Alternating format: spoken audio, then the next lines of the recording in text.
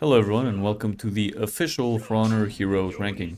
In this video I'm going to be judging them from 1 to 10 depending on how fun they are to fight with and against. Some other criteria that I may use for this video includes complexity, of course, uniqueness, does the character have a gimmick, and if so, how well is it realized? And finally, what is the character's identity and how well does the moveset reflect that identity? Now, a major part of how fun a character is to play to you will depend on how cool you think they look, so I'm gonna try to let go of that natural bias and judge them by moveset alone. So, let's begin. Warden. Simple but satisfying. Even though he doesn't have many abilities, all of them are really good and effective. You can always get smart with the abilities that you do have and start delaying them and such, but in the end, getting smart with your moves is something that every character in this game can do. So generally, whenever I play him, I get bored after one game. That said, he is one of the most balanced heroes in this game, and it never feels like a Warden is just pressing buttons. I'm feeling 5. PK. Repetitive one-trick pony. She's either doing one mix-up over and over in duels, or zone attacking in teamfights. But I will say that this mix-up is pretty fun to go against. Making a right read on the dagger cancel is fun, because you get a light parry, and it's not like she's broken or anything, so, I don't know, 4 maybe? Gonk. A relic from a bygone era where the devs thought that more unblockables means more good. Yes, he sucks, but much like Warden, you can get creative with your abilities, and once you start doing footsies with your flail charge and full block shot feints, he can be kinda fun. 5 out of 10. Lawbringer. A bit of a bash merchant, but I do like all the options that you can slip in your combos. Sometimes you need hyper armor, sometimes you need an unblockable, or a quick light, or a bash. Sometimes you abdicate from some confirmed damage in order to get a better mix-up, and so on. Lawbringer feels smooth. He's easy to play, but has enough abilities to keep you entertained for a long time. And having several parry options is always a nice thing. He gets a 7.5 because unfortunately he doesn't bring anything truly special to the table. And he's got some added character abilities like the dodge attack having infinite iframes, and as I said, shove can and will get repetitive. Centurion is easily one of the best designed heroes in this game. Outside of feats, everything in his kit is well balanced, and the grappler identity with strong punches is really well made. He's got some of the most fun footsies battles in the roster, and every move in his kit makes sense. For example, the only hyper armor he gets is on the charge punch and jumping attacks, because he is throwing his entire body weight at you. Of course he'd get hyper armor. Amazing hero, but his punishes can feel a little insane in the minion at times, and he needs more chain links, especially from the zone. Centurion gets a solid 8. Gladiator. Has a lot of what makes Centurion fun, but he's very weirdly unbalanced in some areas and can feel like trash or be extremely annoying sometimes. 5.5. BP. This character is complete trash. He's overly repetitive, like Warden, except he's also extremely defensive, and some of his abilities don't even make sense. Like Bulwark Slash, a horizontal arming sword slash being unblockable. And I know that's just nitpicking, but the real reason that he's trash is due to his feats. The tier 2 makes BP play like a little bitch, cowering behind his teammates as soon as he gets low. And you can't touch him, because if you try, he's just gonna flip you. And you can't attack his boyfriend either, because he's going to Bulwark Slash you. And even if he messes that up, he still has Funbreaker for free. Completely safe. Blackbriar gets a 2. Just garbage. Warmonger. So, she's got some pretty unique abilities, like the Claw Swipe, proccing bleed, but as usual, she's pretty one-dimensional and has some real problems. Like having to throw a light before you bash, which is either spammable on people that can't react, or a free light parry. There's also the Impale dealing 30 damage, still, for some reason, or the Unblockable having way too many iframes. Yeah. She's a 6, and only because the zone or dodge attack into hyper armor can have some pretty fun interactions with other people, but that's about it. Solid abilities, poor execution. Griffin. Look, I know that I'm being pretty negative on the knights, but I think that most of them honestly are pretty trash in this game, unfortunately. Griffin is another copy-paste opener into mix-up character, and in teamfights all you'll see him do is dodge attack into hyper armor finisher. There are attacks that you can weave in between your opener and the kick mix-up. That's something you'll see good Griffins use, but in the end he's just not interesting or complex enough to be anything special. Sad, but another 5. The Knights average to a 5.3, which is unfortunate, but most of them are still stuck in the 2022 era for honor balancing. So let's move on to the Vikings. Raider. just a solid offense-based hero. I like that his dodge attack is pretty trash. Raider is a big guy, so this ability is pretty in character. Other than that, his mix-up is pretty fun. Like PK's, only he's also got other abilities to his name, like Hyper Armor Trading, which is inherently more fast-paced and therefore fun. With Raider, you can really feel the momentum carrying the axe as he goes on, which is what gives him the Hyper Armor in the first place. At least, you know, if you want to make it make sense. And with the Unblockable, you can make the excuse that because he's exposing his back so much, that any attack will destabilize him and stagger him. Raider is pretty fun, honestly. You know, it is what it is. And although he needs more abilities, he gets a 7. Warlord. 4. Zerk.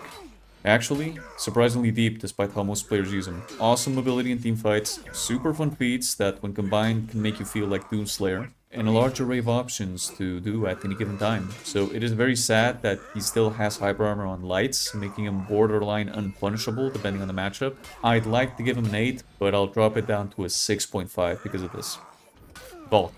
Technically speaking, Valkyrie doesn't really do anything wrong. She's really well balanced, decently unique, and has enough abilities to not make her entirely boring, like dodging directly out of the full block. So in a way, she's kind of like Raider, but more defense oriented, which is pretty good. It's decent, but as usual with everyone in this game, she needs more meat. 7. Shaman. She's like Centurion in terms of identity, but with a less interesting neutral. She makes up for this with her gimmick, but in the end, she just doesn't have all the punish options that Centurion has. You can do some pretty crazy things with Shaman, but because she's so obviously trash in teamfights, I'm just gonna put her slightly below Centurion at a 7.5. And to be fair, I think we need more heroes like Centurion and Shaman. I'm just kinda tired of everyone in this game having such massive hitboxes, or risk becoming unviable. Anyway, Highlander. Okay, so 8.5. Why? Because he's still got the highest skill ceiling in this game by far. And even though he can be pretty annoying to fight sometimes, especially depending on your matchup, the fact that there's always another small tech to learn that would make you a 2% better player eventually snowballs into you being a 20% better player in a couple of months, where had you been playing anybody else for that amount of time, maybe you'd improve by like 5 or 10%. Even then, I still wish he had more moves and more chain links. That, and like 2 small nerfs, is what's keeping him from perfection. At least in my opinion. Yorm. Kinda goo goo gaga, honestly, but his neutral game can be pretty fun when he's not just abusing his terrible light attack animations.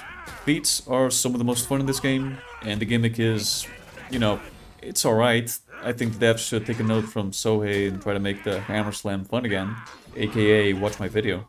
Overall, I think 6 out of 10 is fine. Varangian Guard. Light light, light heavy. If the enemy dodge attacks, press full block. 3.5. Overall, the Vikings get a 6.25, which is not incredible, but a step up from the Knights to be sure. Now, the Samurai. Kensei. It's Kensei. 8. Orochi. Has a bunch of decent but very standard abilities that make him fun to play, but he doesn't really have anything special. Strong but balanced at this point at least. Orochi gets a 7.5. Bring back the heavy deflect and he would get an 8. Shugoki. Probably the easiest hero to play in this game. I like how heavy the character feels with enhanced lights and bashes and hyper armor and all. It always feels like you're the one being pushed around when you're fighting a Shugoki. You know, you have to respect him as you fight him, which is a good thing. But overall, he's pretty much like Warden in the sense that he's going to use the same 3 effective abilities over and over and over. So again, he's kind of like Warden, but a bit too safe. 5 for Shugoki. Nobushi. On the one hand, hidden stance dodge canceling, but on the other, dodge light bleed spam. Nobushi has the potential to be one of the most fun, mobility-based heroes in this game. But her balancing is so trash in every single way that the best that I can give her is a 4.5. Shinobi can do cool shit like backstep heavy into backflip into front dodge roll catcher feint GB, but unfortunately this is all overshadowed by the orange-blue mix-up yet again. And when he's not doing that, he's just doing an average unblockable 50-50, so not really all that interesting. What Shinobi really needs is some form of dodge kick nerf in favor of other, perhaps more interesting abilities. For now, 7, because he can be pretty fun, despite how most Shinobi players use him. Aramusha. He's like VG, but more interesting. 6.5. Hitokiri. It's Hitokiri. 2.5. Kyoshin. A really basic orange-blue character with a full block. There really is nothing special about Kyoshin, and he's terribly balanced in the way that he can hold full block in teamfights and wait for an enemy to just glance at him. And for some reason that gives him a 40-something damage health lead. It's garbage. But hey, at least it's not as bad as PP. 3 out of 10. So hey, actually really fun. It's a shame that his balancing is so inconsistent, as in he alternates between being complete trash and completely broken, not only in his abilities, but also depending on the situation in game mode. So even though he needs tweaks and as usual, more abilities, I like how both you and the enemy have to keep track of your souls within the match. It adds another layer of thought that you have to put in while playing and fighting against Soe, because if you predict right, you may know exactly where that 400 MS light is coming from. And you know, that's just something that's unique to the character. And about the one-shot, it's a one-shot. I admire the bravery, at the very least. 7.5. Also, it has come to my attention that Sohei is getting a couple changes this season. All of them are for the good in my opinion. So whereas before he would have been extremely broken in some areas and extremely dog shit in some, at the moment he should be mostly fine. So, on average, it's a 5.4 for the Samurai. Got some really fun characters in there, but also some serious garbage. Now, the Wulin. Tiandi. Exact same virtues and problems as Shinobi, and therefore the exact same score. 7. JJ. 7.5. JJ has an incredibly fun neutral with his hyper armor, Sifu soft veins, high frame dodge, and yes, even the kick. So it's honestly tragic how he always defaults into the unblockable for chain offense. If he had 2 more abilities, he'd probably be on the same level as Kensei in my opinion. Still, you know, respectable. Nuxia. So as you know, I never liked this character, but if you play with Black Nuxia, it's like her moves are like twice as deep and fun as they were before. So it's pretty good. 4 out of 10. Shaolin.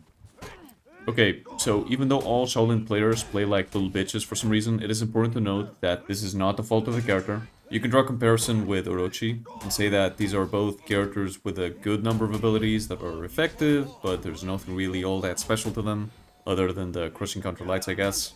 So usually he'd end up on the same spot as Orochi, but those dodge attacks are so Dark Souls 2 ass hitboxes that I'm just gonna have to drop him down to 6.5. Zanu. There is nothing noteworthy about Sanu. 5. And so, the Wulin averaged out to a 6, which is, you know, it's alright. Now, finally, the Outlanders. Alright, let's go. Pirate. It's true. Pirate can be quite fun. Her feat combinations are berserker tier good. But there is so much wrong with Pirate in every sense of the word that I'm not even gonna bother explaining all her broken abilities, all the moves that don't make sense or are out of character. And I know that I said that looks weren't going to be a part of my judgment, but goddamn. Thing is, even if you balance her out, it's still not going to take back the insult that was giving a new character a gun and then making them play like every other character in the game. Though it should be noted that she is getting a pretty substantial nerf, but even then, fuck this character. 6 for Pirate. Medjai. Yeah, the stance switch is good, but it's honestly just gonna get parried by anybody who can react to it. So, cool attempt at a gimmick, but it didn't really work out that well. There's also the fact that you're never gonna use axe mode in team fights. So in 4s, there's really not that much of a point to this mechanic anyway. But still, you know, Medjai is one of the most balanced characters in this game, and his feats are pretty fun, so 7. Afera. Once again, Shinobi Syndrome. Another 7. Ocelotl. He's now balanced to a healthy state, and even though I do wish that they expanded more on the Prowler stance abilities and the not-existing bleed gimmick, the fact that you're a tier 1 makes you think about how you play matches in a completely different way. It is noteworthy, so in a way he's practically like Raider, with a really strong defensive style, but he's also got that fun as balls tier 1, so all in all, 7.5. He's no Kensei, but he's pretty damn fun, especially in Breach. And finally, the Katoon. This character plays fast, really fast. If you want to see my full thoughts on the character, then go watch my dedicated video. But all you gotta know is that she takes effort, knowledge, and quick thinking to play. And yes, she can be annoying depending on the matchups, and it's true that some Khatoon players will just start wailing attacks and entering the full block when they notice that they're in danger.